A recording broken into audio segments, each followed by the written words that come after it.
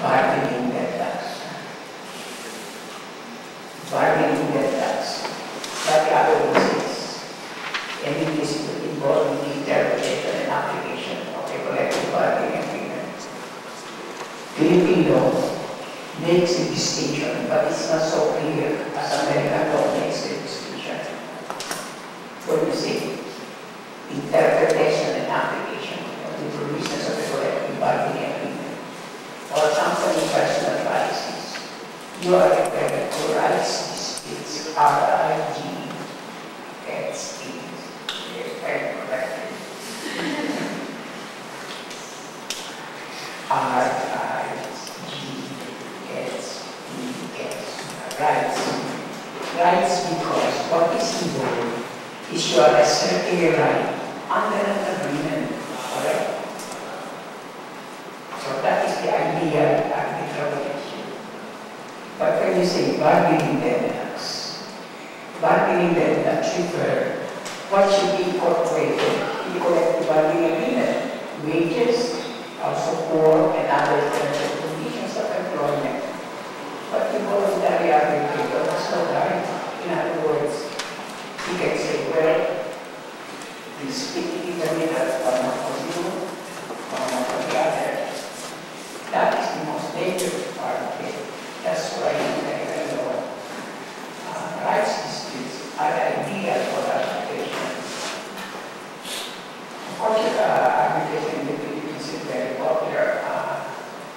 The only reason I will explain why, I'm not entitled to know why I have never accepted to be an arbitrator, is because I always took the position that the parties will not be very happy with the decision.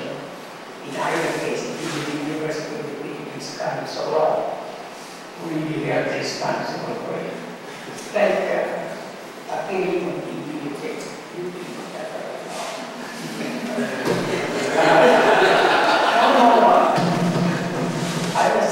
I'm saying the institution is involved. I just think that, take for example, I'm not a very individual, but I don't know if you know the joke. Anybody who delivered a lecture in the law center, and with anybody who delivered a lecture in the law center, now advertises himself to be a professor. You become a doctor. I suppose that's the reason why the college of Amnion is special teacher.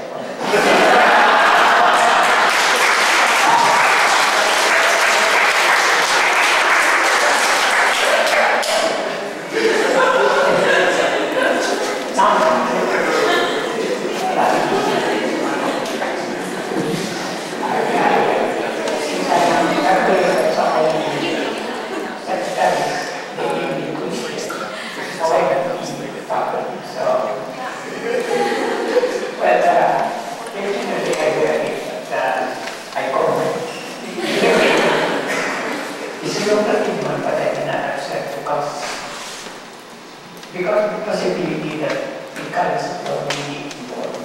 I'm not saying it's wrong for me to do what I say it's right. Which brings me to the point.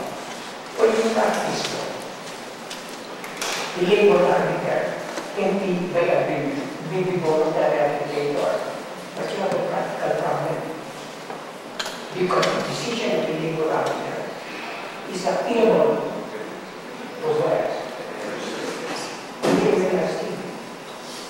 In the case of a labor arbiter, most of the arbitration, under Rule 43, you have to go to fees, right? So, now, but anyway, I will explain it.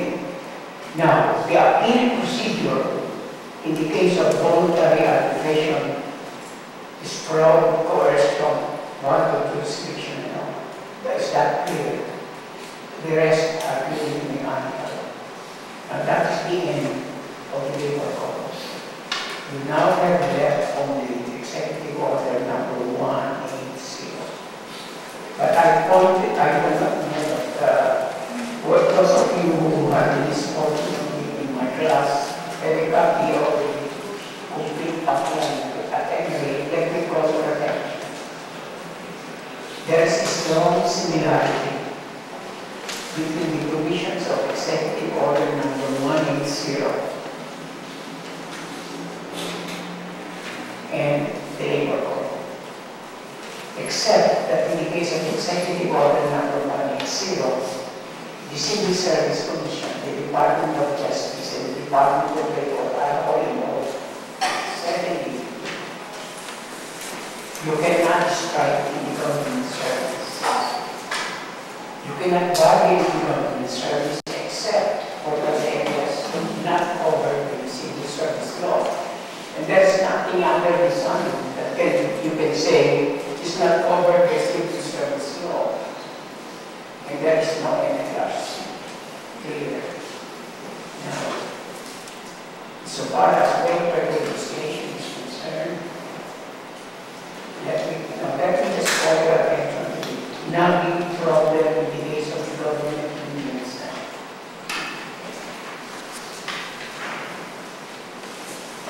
Well, I tell you a story, do not forget it.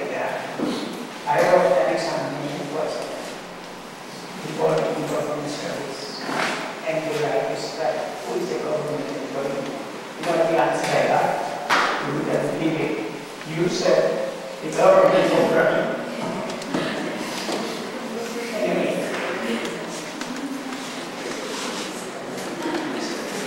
at one time, I collected the portable costs from my students.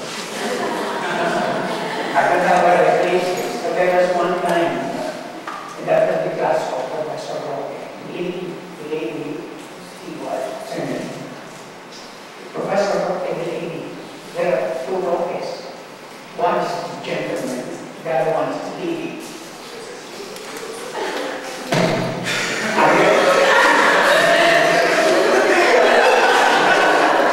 I say to them, you know, I'll tell you something funny.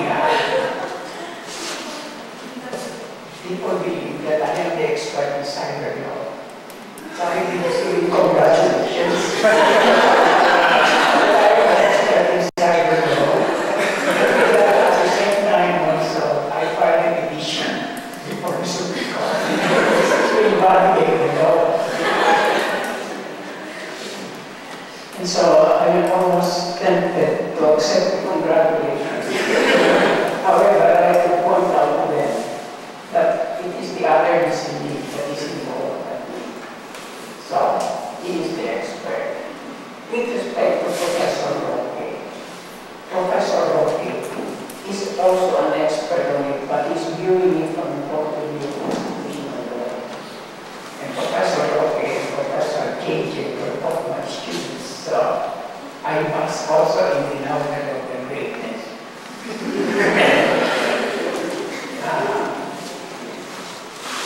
Anyway, let me just point out, you need not worry. Now I want to be very clear, I am not alluding to any gentleman who says Professor of Law. I only mention it because, I'll put it this way. Yesterday you were kind enough to make us get fruits. You didn't know it. So I don't have to fight that. Anyway, the template as well. Since I am through everybody, I just tell you story. And I don't tell stories in my class. I think about that. The only reason I explain the question of Professor of Law, because I was once upon a time a secretary. And when we go to the provinces, and there are programs, those who are in the law center are also addressed professors of law. And so we have the exciting example where the plane that arrived first did not include the professors, the passengers, were the ones who were doing non-academic jobs. And there was the one that professors, and they were all opinionates. When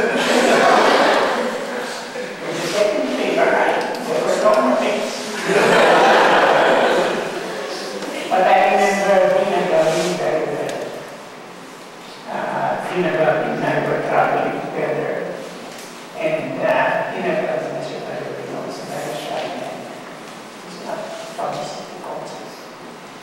So when we landed and we saw in the window, welcome, then put our names. He said, Domeng, at ganito. Dito tayo bababa, dito tayo lalakan. Lalabas naman tayo, hindi tayo makikita.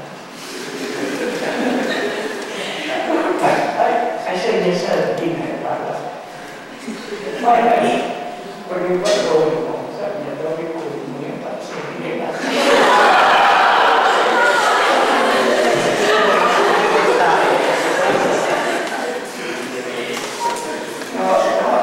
Then Professor was Disini, because you want to get associated like for example, hindi magaling na or traveling together and without mentioning the name of the professor.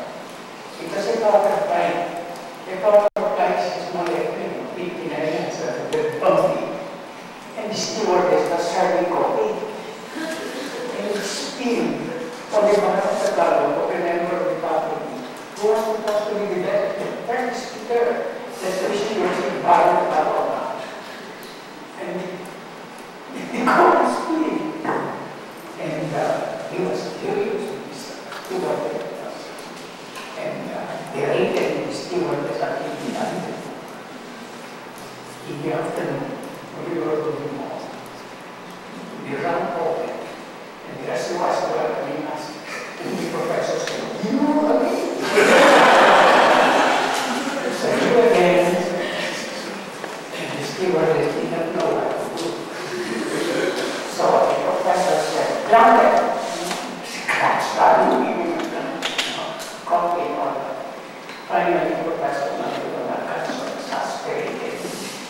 And he called the stewardess and said, you know, don't be afraid, you now have 2 lawyers. So he said, who are the lawyers? Me, he said. And that guy sitting beside me, and I was the one sitting beside me. And the lady was so confused in saying things. In other words,